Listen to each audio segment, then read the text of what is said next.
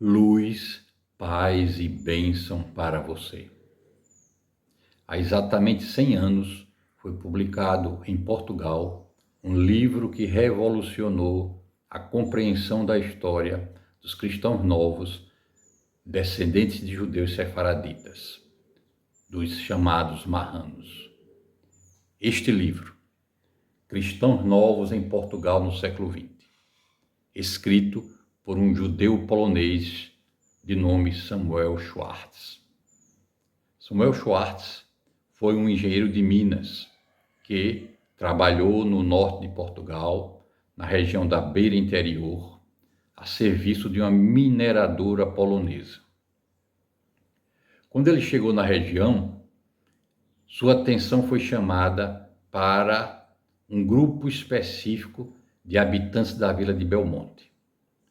Profundo conhecedor da cultura judaica, ele percebeu que as pessoas de Belmonte, um grupo de pessoas de Belmonte, praticavam uma forma de judaísmo alternativo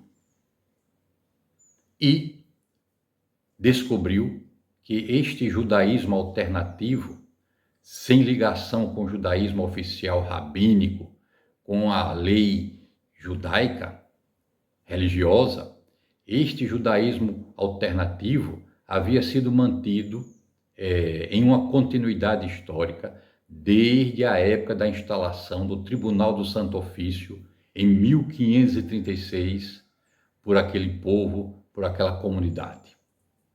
Ora, a Inquisição foi extinta em Portugal em 1821.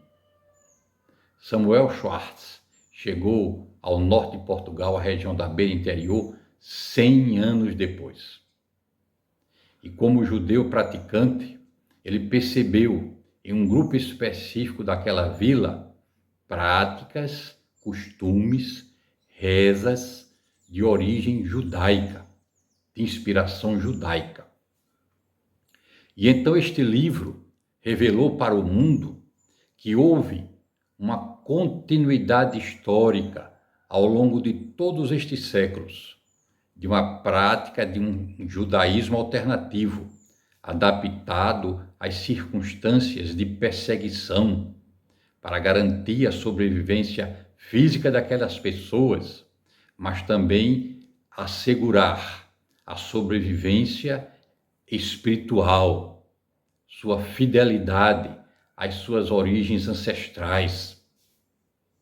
Qual não foi a surpresa de Samuel Schwartz ao descobrir que eles possuíam de memória um Sidur. O que é o Sidur? O Sidur é um livro de rezas do judaísmo oficial, rabínico.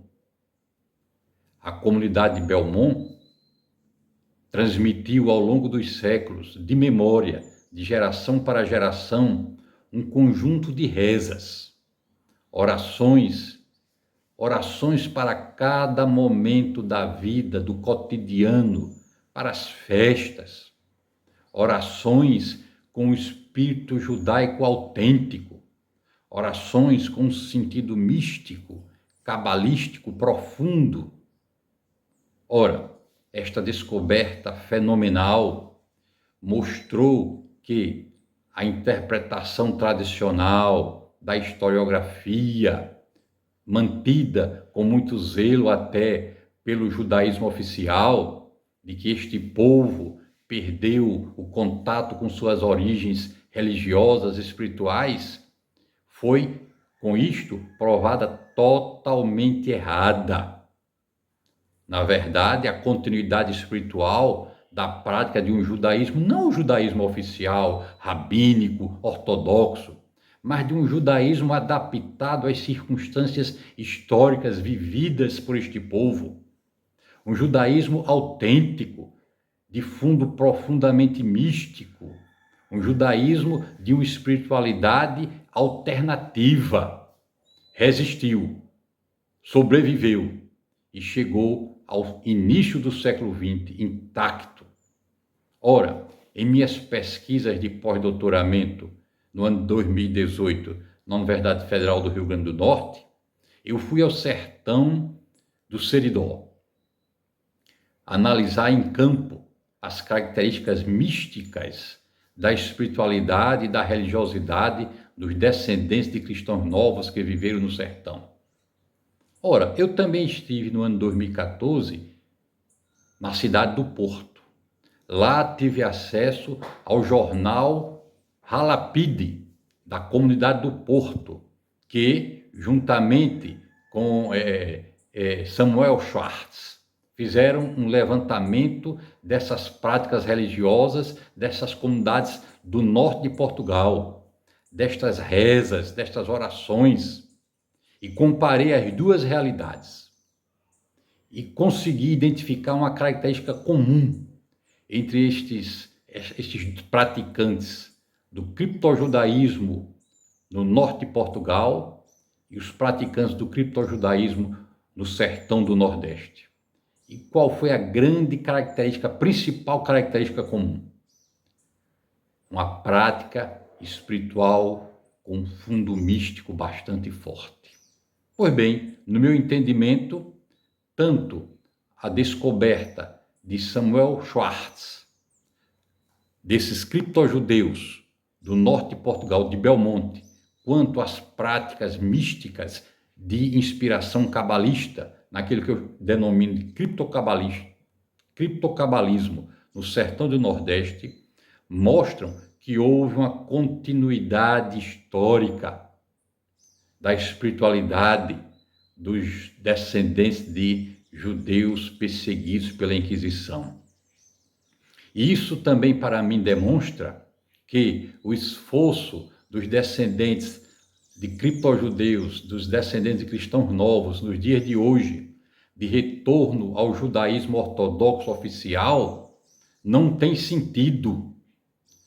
Isso decorre de uma falta de compreensão do processo histórico vivenciado por seus ancestrais. Ora, os ancestrais destes que em vão batem à porta do judaísmo ortodoxo oficial, esperando serem acolhidos sem ser, isso mostra que eles não compreendem e não valorizam o esforço de preservação de seus ancestrais, de uma religiosidade profunda, de uma religiosidade de fundo místico e que sobreviveu ao longo dos tempos e que chegou até nós, sobretudo através das rezas e das práticas dos descendentes de judeus sefaraditas do norte de Portugal, de Belmonte, conforme estão apresentadas neste livro. Ora, deste livro, eu separei uma reza para analisar com vocês. Trata-se da reza do amanhecer. O nome dela é O Senhor me dê bons dias. Todo Siddu tem rezas para cada momento do dia. O nome de cada reza é a primeira expressão da reza, da oração. Esta se intitula O Senhor me dê bons dias. Diz assim a reza criptojudaica. O Senhor me dê bons dias na alma e no corpo. Salvação para a alma, paz aos vivos e glória aos mortos. Me livre o Senhor dos meus inimigos, de quem mal me quer e mal fala de mim, de inquisições, injustiças, ferros de el-rei, de tudo quanto mal for me livre, o grande Deus de Israel, por onde for e viver. Amém. Senhor, ao céu vá, ao céu chegue. Que reza linda! Uma análise cabalista desta reza mostra a profundidade desta invocação matinal. Inicialmente, aqui existe a evocação da Sefirá de Resed. Resed é a emanação da bondade divina. Resed é a emanação da benevolência, da misericórdia. E mostra que, do ponto de vista cabalista, quem inicia um novo ciclo existencial, um novo dia, depois do sono, da noite de sono, da morte, da quase morte representada pelo sono, da perspectiva cabalista, quando a alma ascende aos planos superiores e retorna ao corpo, fazer a reza do início do dia significa receber a emanação de Resed para abençoar um novo dia. O Senhor me dê bons dias na alma e no corpo. Que profundidade de compreensão cabalista. Essa percepção desse aparente dualismo entre alma e corpo. Essa dualidade inicial entre alma e corpo. O corpo existe em Malkuth. O corpo físico existe em Malkuth. O mundo de Asiá, o mundo da matéria. A alma, a Neshama, está ligada ao ser divino, ao eterno. Isso mostra, este pedido de bons dias na alma e no corpo, mostra que a saúde tem que ser tanto da alma quanto do corpo. E esse pedido tríplice, salvação para a alma, paz aos vivos e glória aos mortos. Que coisa linda, mostrando que na perspectiva da Kabbalah, o Tikkun HaNefesh é um objetivo primeiro, a correção da alma, para retornar à sua integridade luminosa. Paz aos vivos, expressão da harmonia cósmica. Glória aos mortos. Existe uma unicidade entre os vivos e os mortos. Na perspectiva cabalista, nós devemos orar pela elevação da alma dos mortos. Também existe uma reza destas criptocabalistas que pede que os mortos rezem por nós, os vivos. Então existe uma unicidade entre vivos e mortos. Proteção espiritual contra forças opressoras.